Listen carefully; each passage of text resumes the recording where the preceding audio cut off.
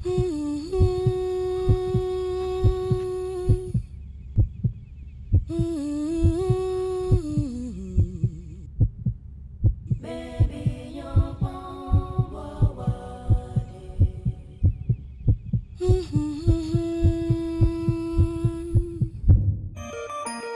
tal? Bienvenidos. Comenzamos una nueva emisión de Mamitas de Hoy, el programa para los padres, para los futuros padres y por supuesto también para toda la familia, que se emite por la señal Somos el Valle para Neuquén y Río Negro. Mi nombre es Laura Rodríguez Ortiz y estos son los principales títulos del día de hoy. La doctora Paola Silveira, del Departamento de Obstetricia del CEMIC Neuquén, participó del acto de cierre de la Semana del Parto Respetado en el CAM, invitada por autoridades de salud, y habló sobre cómo se trabaja en la maternidad del CEMIC para respetar el parto. La licenciada Alicia Silio, presidente del Colegio de Obstétricas de la provincia de Buenos Aires, también fue invitada por el Ministerio de Salud de la provincia del Neuquén en el marco de la Semana del Parto Respetado. Hablamos con ella. La licenciada Verónica Zanelli se refiere al temor al dolor en el parto, cómo se trata el tema dentro de los cursos prematernales. La doctora Vanina Guberman habla de la vacunación antigripal, la ausencia de riesgos y efectos secundarios de esta vacuna. El doctor Manuel Pasanici, jefe del Servicio de Hematología, Hemoterapia y Unidad de Trasplante de Médula Ósea del Policlínico de Neuquén, habla sobre los trasplantes de médula que se realizan en esa institución.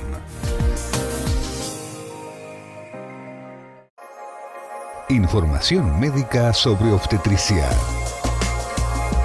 Comenzamos con el programa Mamitas de Hoy. La doctora Paola Silveira, del Departamento de Obstetricia del CEMIC Neuquén, participó del acto de cierre de la Semana de Parto Respetado en el CAM, invitada por las autoridades de salud, y habló sobre cómo se trabaja en la maternidad del CEMIC para respetar el parto. Por ahí en la presentación se vio un caso de un bebé que nació levemente deprimido, entonces fue necesario el estímulo de la fricción y el secado con la mantita caliente, pero arriba de la mamá, siempre tratando de respetar esto del primer contacto que sea con la piel de la mamá. El recién nacido que ingresa en neonatología tiene derecho a recibir cuidados maternos y o paternos. Su desarrollo está ligado a la calidad de la interacción que tendrá con su familia. Una de las premisas que nosotros tenemos en la maternidad es decirles a las mamás que el parto lo van a hacer ellas y su familia. Nosotros vamos a ser meros observadores, vamos a tratar de intervenir solamente cuando tengamos que intervenir porque existe alguna complicación, es decir, nosotros detectamos lo que viene mal y tratamos de intervenir en ese momento.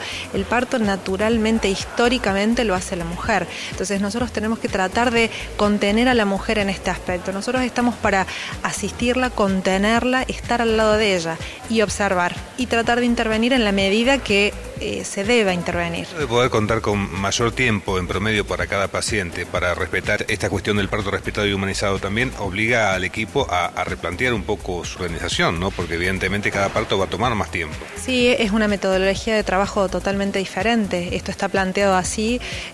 Nos tuvimos muchas reuniones con el servicio de neonatología, con los ginecólogos, con las obstétricas, porque es verdad, la tendencia siempre es pongamos el suerito, pongamos la oxitocina, aceleremos, rompamos bolsa, entonces todo esto reduce los tiempos del trabajo de parto y el parto propiamente.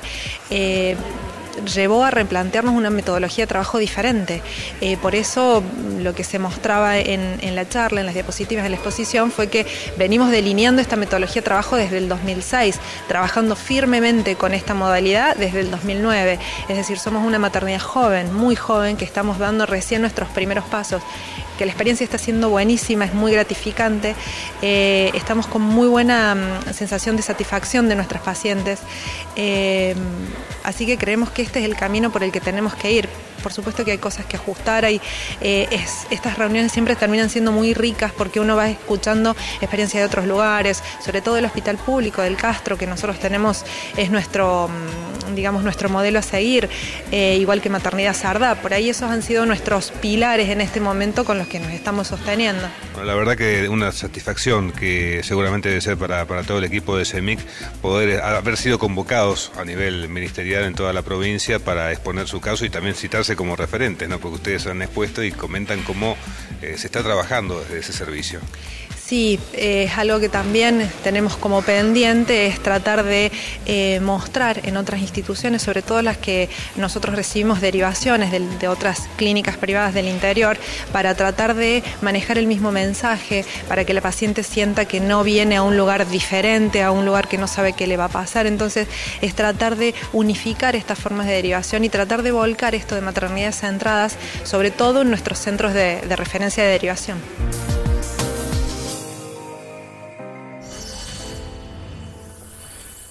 CitoMed, Centro Integral del Tratamiento de la Obesidad y Enfermedades Metabólicas, Centro Regional de Bypass Gástrico, Independencia 328, Neuquén. CitoMed, la solución definitiva al problema de la obesidad. Cooperativa Surcos, servicios integrales con alto nivel de compromiso y alta calidad, mantenimiento, conservación e higiene hospitalaria con recursos humanos capacitados para la actividad. Cooperativa de Trabajo Surcos Limitada, 0298 154 700 074 y 445 2566, Allen, Patagonia, Argentina. Jardín Maternal y de Infantes Mi Mágico Mundo. Un espacio de recreación donde tus hijos vivirán las experiencias más enriquecedoras. Soñar, jugar, explorar, disfrutar, aprender, crecer y ser feliz. Junto al amor y el cuidado de nuestro equipo docente en un edificio preparado para ellos. Salas amplias monitoreadas con cámara, baños apropiados, patio con juegos y mucho más. Mi Mágico Mundo en una excelente ubicación. La Rea y Antártida Argentina frente al Hiper. Auspicia este segmento en Mamitas de Hoy.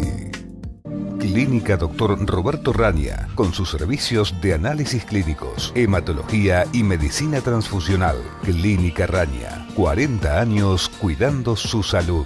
Informamos que nuestro laboratorio central de análisis clínicos atiende en Tucumán 71 de Neuquén Capital.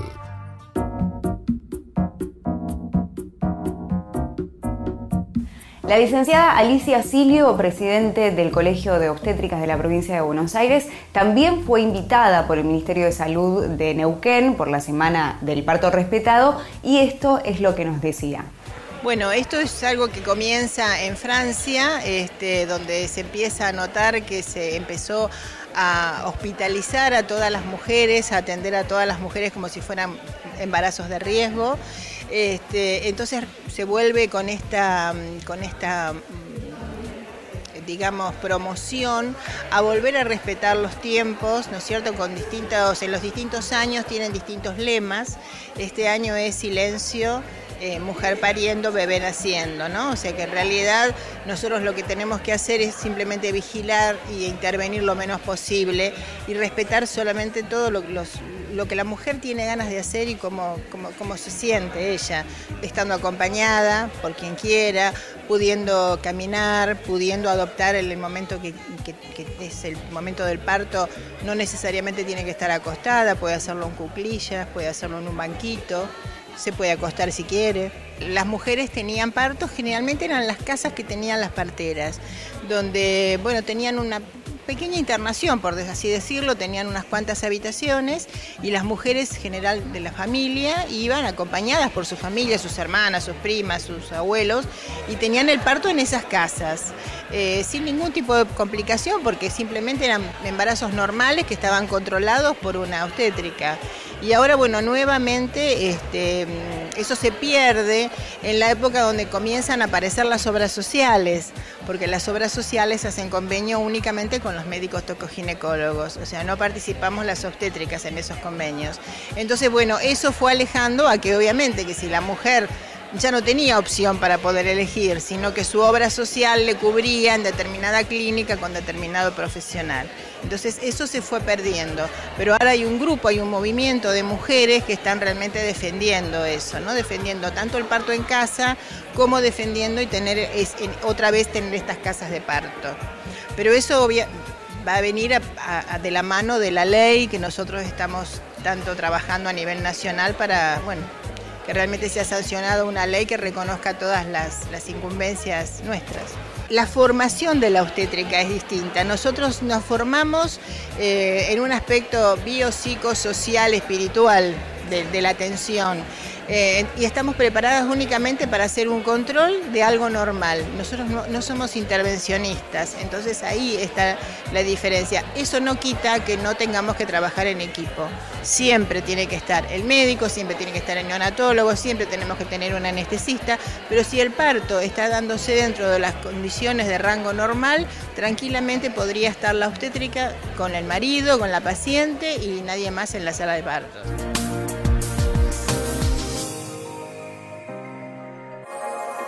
Información médica sobre preparación preparto. Y continuamos en el segmento Preparación Preparto aquí en Mamitas de hoy. Desde el CIDEM Neuquén, la licenciada Verónica Zanelli nos habla del temor al dolor en el parto y cómo se trata el tema dentro de los cursos prematernales. La paciente pasa por diferentes situaciones. El momento del trabajo de parto, como la palabra lo dice, es un momento de trabajo que son desde que comienzan las contracciones con diferentes características que van en aumento de frecuencia, duración e intensidad, ¿sí? hasta el periodo de dilatación completa, que son los 10 centímetros. En esta etapa es un trabajo. Esta etapa del trabajo es donde va intensificándose el dolor y van cambiando diferentes situaciones o el dolor se manifiesta en diferentes lugares. En el momento del periodo expulsivo, que es cuando el bebé ya está en el canal de parto y está próximo a salir, ¿sí? que es un periodo un poco más corto, pueden ser entre 15, 45 minutos, una hora, en este periodo la madre manifiesta diferente sensación de dolor, tiene otras sensaciones como la sensación de pujo, ¿sí? porque es por la compresión del recto, y esto hace que a veces, ¿sí? por fisiología, por naturaleza, la mamá tenga otras sensaciones, por ejemplo de pujar.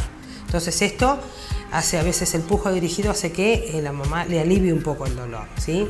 Pero esto es como la parte final del trabajo de parto en el periodo expulsivo donde el bebé nace. Si uno le pregunta a todas las madres qué fue lo que más te molestó, qué fue lo que más te dolió, nos explica que fue el periodo dilatante donde tuvo todas estas contracciones para modificar el cuello uterino. La parte del expulsivo y el nacimiento del bebé en sí, ellas lo refieren como un periodo de alivio, porque el bebé pasa a través del canal de parto y se terminan estas contracciones. Muchas mamás pueden observar que en algunos casos, cuando se produce el nacimiento propiamente dicho, muchas de esas parturientas pegan un grito bastante fuerte. Algunas sí, otras no. ¿Con qué tiene que ver esa forma de expresarlo? Mira, particularmente yo a los pacientes les digo, vos podés gritar, yo he visto pacientes cantar, he visto pacientes insultar, de todo. Lo que pasa es que la paciente necesita manifestarse porque ella está en una situación, ¿sí? En una situación de angustia, en una situación de dolor y está esperando a su hijo, que es algo que a ella le inquieta en el momento del expulsivo. Entonces, cuando las mamás gritan, uno lo que debe hacer es explicarles que en ese grito, ¿sí? Amén de que ella pueda manifestar su dolor, que nosotros sabemos lo que le duele. Somos madres, sabemos lo que duele. El tema es que ella, gritando, perdería la oportunidad de tomar aire, ¿sí? de guardarlo y de hacer el ejercicio de pujo que nosotros le vamos manifestando. Entonces, en ese grito ella pierde una contracción tal vez. Entonces, en la próxima volvemos a instruirla como para que vuelva a tener la sensación de pujo, la contracción, y con el pujo materno, bueno, sean esas fuerzas las que ayuden a salir al bebé, ¿sí? El grito es indistinto. Algunas mamás gritan un poco más, otras un poco menos. Eso a nosotros no nos molesta. El grado de con qué intensidad grite la paciente no significa que le duela más o menos, ¿sí? Nosotros no podemos medir el umbral de dolor. Hay pacientes que tienen un umbral bajo y otros que tienen un umbral alto. Es decir, no es para asustarse lo del grito, digamos. A veces, siempre nos asusta el grito, porque nosotros siempre estamos en estado de alerta, pero el grito de la paciente, a veces ella necesita manifestar su dolor y la forma que lo hace es gritando. Sin embargo, hay otras pacientes que también están preparadas y a veces manejan el control de su mente, sí, con técnicas de respiración, haciendo ejercicio. Algunas aprovechan y quieren estar debajo de la ducha, otras sentadas, ¿sí? Otras haciendo algún ejercicio de pujo. Eso es indistinto. La posición y cómo lo va a asimilar la madre es una forma particular. Cada una lo hace de la forma que quiere. Todas se emocionan mucho cuando se produce el nacimiento. Todas se emocionan, la gran mayoría sí. Es el común es el regalo, ¿no? Claro, es el regalo de la vida. Entonces ellas ante situaciones difíciles también diferentes situaciones emocionales de las madres. Toda madre llora cuando ve que uno le pone su bebé sobre la panza y lo puede tocar y lo puede sentir que llore, que secarlo, ¿sí? El primer contacto es importante entre ellos. Eso tratamos de fomentarlo dentro de la sala de partos en el primer minuto de vida, antes de ligar el cordón. Y el segundo, posterior al nacimiento, ¿a la mamá le sigue doliendo su cuerpo, todos los órganos involucrados, o es automáticamente que se produce un alivio? Se produce un alivio, lo que pasa es que nuestro útero sigue trabajando. Pero el hecho de decir que está el bebé afuera y llora y nos demanda y lo tenemos y lo podemos sentir, tocar, es como el premio que a ella le permite, ¿sí?, olvidarse por ciertos instantes de la situación de dolor que vivió.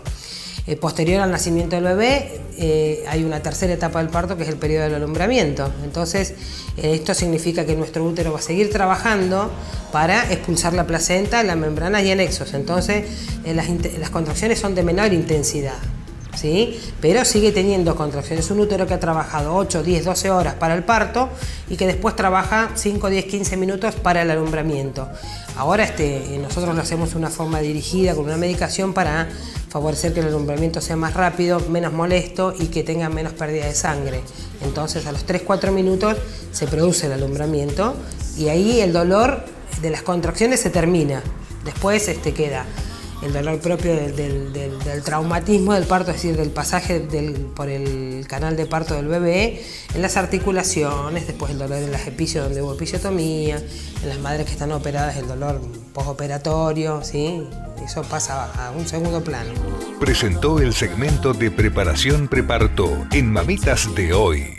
CIDEM, Centro Integral de la Mujer, el Centro Médico de Neuquén, con toda la infraestructura, la complejidad y el elemento humano y profesional para atender la salud de la mujer al nivel de la excelencia. Centro Integral de la Mujer, Ministro González 232.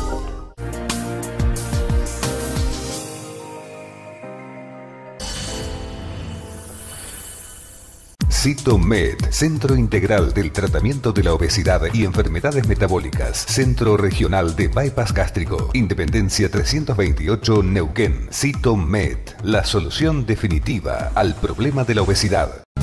Pañalera Babylandia, niños y adultos, el mejor y mayor surtido en accesorios para bebés y mamás. Atención personalizada, las mejores marcas. Delivery llamando al 442-7676. Salta 234, Neuquén. Información médica sobre pediatría. Continuamos en Mamitas de hoy, segmento de pediatría. La doctora Vanina Guberman se refiere a la vacunación antigripal, la ausencia de riesgos y los efectos secundarios de esta vacuna. Lo que más quiero recalcar un poco, que es lo que más mitos y miedos tiene, son lo que es los riesgos y los efectos secundarios de la vacuna. Que es importante que tengamos en claro que la mayoría de las personas no presentan ningún efecto adverso a la vacuna, ¿sí? Ninguno. En algunos casos se puede presentar un poco de dolor e inflamación en el sitio de inyección, un poco de dolor y en algunas personas un poco de febrícula que puede durar algunos días. Como cualquier otra medicación, puede generar en forma muy infrecuente reacciones alérgicas. Lo más importante a destacar en todo esto es que la vacuna no produce, como se cree, un cuadro de gripe atenuada. Esto se debe a que la vacuna está fabricada o realizada con virus inactivo. ¿Qué quiere decir esto? Que se utilizan partes del virus, como proteínas o partes de la membrana del virus, para fabricar la vacuna. Y esto, inyectado e inoculado en el cuerpo genera defensas contra esas partes del virus y después nos defiende. Esto es algo muy importante para diferenciar de otro tipo de vacunas que se llaman vacunas a virus vivo y atenuado, que ese tipo de vacunas sí pueden producir cuadros infecciosos más atenuados, como su nombre lo indica, pero en el caso de la vacuna antigripal no. Y otra cosa que es fundamental es que la vacuna antigripal no produce mayor propensión a otro tipo de infecciones respiratorias. Otro tema muy importante, sobre todo en esta época del año,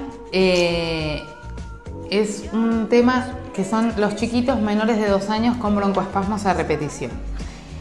Estos chicos en realidad se los ha incorporado dentro de un grupo en el cual se los conoce como sibilantes transitorios. ¿Qué quiere decir esto? Son niños que han tenido un primer episodio de bronquiolitis en los primeros meses de vida. La bronquiolitis, como ya lo hemos hablado en otras oportunidades, son infecciones virales en las cuales se inflama la vía aérea pequeña, o sea, los bronquios y bronquíolos, produciendo inflamación de los bronquios y se manifiesta con broncoespasmo.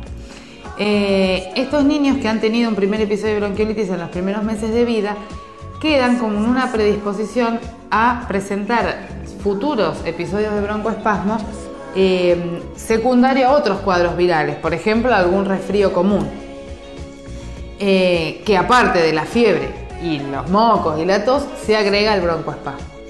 Si bien estos niños cerca de los 2 años les desaparecen este cuadro de sibilancias, eso no significa que tengamos que esperar hasta los 2 años y mantener a los chicos con broncoespasmos permanentes una vez por mes o a veces más frecuentes todavía, porque a la larga estos broncoespasmos reiterados producen un deterioro de la función pulmonar. Por eso no es que podemos esperar hasta los 2 años a que dejen de tenerlos.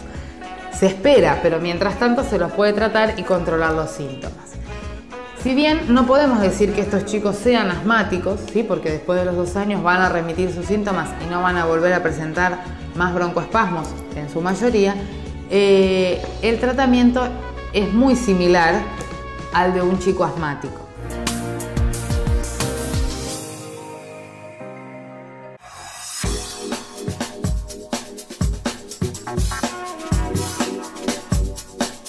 Último bloque de Mamitas de hoy. El doctor Manuel Passanisi, jefe del Servicio de Hematología, Hemoterapia y Unidad de Trasplante de Médula Ósea del Policlínico de Neuquén, nos habla sobre los trasplantes justamente de médula ósea que se realizan en esta institución. El primer trasplante que hicimos, según hubo una amplia difusión, nosotros le dimos comunicación a la prensa una semana después de haber sido dada de alta la paciente. Es una paciente que aún hoy vive, una paciente portadora de una leucemia aguda, en la cual fue trasplantada y con gran éxito, con buen éxito, y que condicionó un tratamiento que en ese momento era la indicación específica.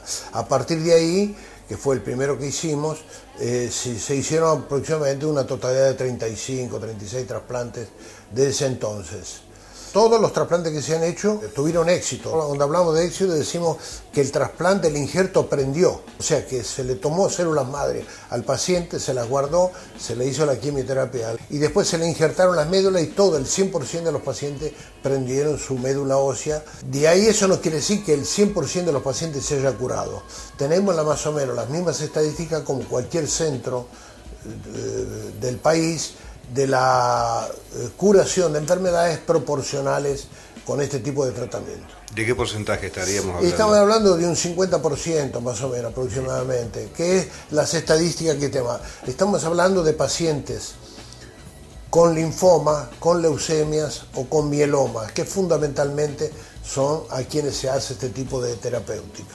En este caso también la demora en la detección de la patología también tiene que ver con la recuperación, o no es como los otros tipos de cáncer. En principio general, cuando uno detecta precozmente una enfermedad, lógicamente estaría en mejores condiciones que una enfermedad avanzada. Es como si uno preferiría combatir contra un enano o un gigante. Uno prefiere combatir contra un enano. O sea, cuando la enfermedad está muy poco desarrollada, en principio, como principio general hablamos, ¿no es cierto? Pero en esto hay que tener en cuenta cosas que no se deben tomar tan así taxativamente. Debe tenerse en cuenta el genio de la enfermedad. O sea, uno puede tener una enfermedad muy pequeña, pero con un genio de agresión tan grande que hace que sea difícil el tratamiento e incluso la curación. Y hay otro tipo de genio de enfermedad donde encontramos, si se diagnostica con más tardíamente, que condiciona a veces una curación a pesar de estar avanzada la enfermedad. Esto es un principio general, ¿no es cierto? Pero como método, uno le gustaría tratar al enfermo en el inicio de la enfermedad, ya sea como enfermedad tumoral o como enfermedad contagiosa o infecciosa, ¿no es cierto? Recordemos cuáles son los primeros indicios de que puede haber una patología como la leucemia. ¿Cuáles son las señales de alarma? Muchas veces es como el lobo que viene disfrazado de oveja. A veces una infección banal de la garganta, una angina, puede ser el indicio de que uno, al hacer un análisis de sangre, detecta que está alterada los glóbulos blancos, los glóbulos rojos y las plaquetas, que hace la sospecha de una enfermedad tumoral, como es en el caso de una leucemia. Lo mismo pasa, por ejemplo, en los linfomas, que son los tumores de los ganglios linfáticos. A veces un ganglio que aparece en el cuello, en la axila o en la ingle, que uno cree que es por una infección, y es una manifestación de una enfermedad. Así que no es fácil contestar cuáles son, porque a veces los síntomas son muy leves, muy soslayados, y que hacen que el paciente no le dé importancia debida a esto. Pero en general, como cualquier enfermedad tumoral, los síntomas generales son los que hacen que el paciente venga a consultar al médico, y del médico, de acuerdo a lo que vea, los derive a nosotros para que nosotros confirmemos o no el diagnóstico de enfermedad grave tumoral. Presentó este segmento en Mamitas de Hoy. Servicio de hematología, hemoterapia y unidad de trasplante de médula ósea del Policlínico de Neuquén. 27 años, innovando en alta complejidad y excelencia médica, cuidando la salud de Neuquén y Alto Valle de Río Negro. Alberdi 269 Neuquén, 0299 448 7752. Y así llegamos al final del programa del día de hoy. Acuérdense que si quieren contactarse con la producción pueden escribir a info@mamitasdehoy.com. Si quieren volver a ver los programas pueden hacerlo a través de la web ingresando en www.mamitasdehoy.com, y también nos encuentran en Facebook, en facebook.com/mamitasdehoy. Ha sido un placer que estén del otro lado. Nos encontramos nuevamente la próxima semana. La producción de este programa es miembro de Caprica, Cámara Argentina de Productores y Realizadores Independientes de Contenidos Audiovisuales.